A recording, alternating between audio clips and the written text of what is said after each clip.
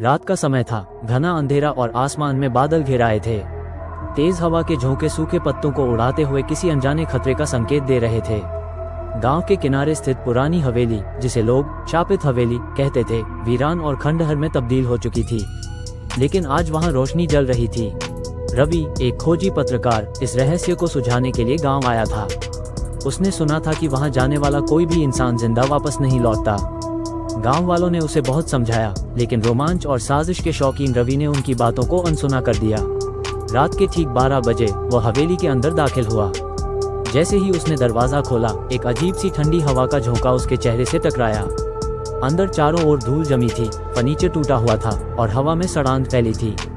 उसने टॉर्च जलाकर इधर उधर देखा। तभी अचानक पीछे से किसी ने उसके कंधे पर हाथ रखा। रवि ने झटके से पीछे देखा, लेकिन वहां कोई नहीं था। उसका दिल तेजी से धड़कने लगा।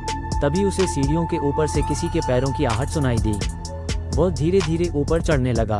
हर कदम पर लकड़ी की सीढ़ियां चरमराती, मानो किसी अदृश्य शक्ति की उपस्थिति को महसूस कर रही हों। ऊपर पहुंचकर उसने देखा कि एक पुराना कमरा था, जिसका दरवाजा आधा खुला हुआ था।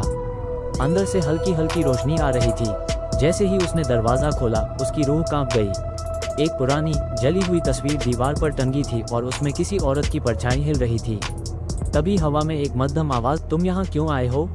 रवि के हाथ से टॉर्च गिर गई। उसने पीछे मुड़कर भागना चाहा, लेकिन दरवाजा अपने आप बंद हो गया। उसकी सांसें तेज हो गईं। तभी उसे याद आया कि गांव वालों ने बताया था कि इस हवेली में रहने वाली एक औरत की रहस्यमयी मौत हो गई थी और तब से उसकी आत्मा यहाँ भटक रही थी। अचानक वह तस्वीर जोर से जमीन पर गिर पड़ी और कमरे में एक अजीब सी चीख गूंजने लगी। रवि घबराकर पीछे हटा। तभी उसे एक खिड़की दिखाई दी। वो किसी तरह खुद को समेटते हुए खिड़की से कूदकर भाग निकला।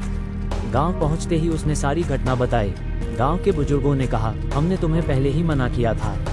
जो लोग हवेली के रहस्य को जानने की कोशिश करते हैं, वे कभी चैन से नहीं रह पाते। रवि के साथ भी कुछ ऐसा ही हुआ। वो उस रात के बाद कभी सामान्य नहीं रह सका। उसकी आंखों के नीचे गहरे काले घेरे पड़ गए और वह अक्सर रातों को नींद में डरकर चिल्लाने लगा। कुछ ही महीनों में वो पूरी तरह से पागल हो गया और एक दिन रहस्यमयी तरीके से गायब हो गया।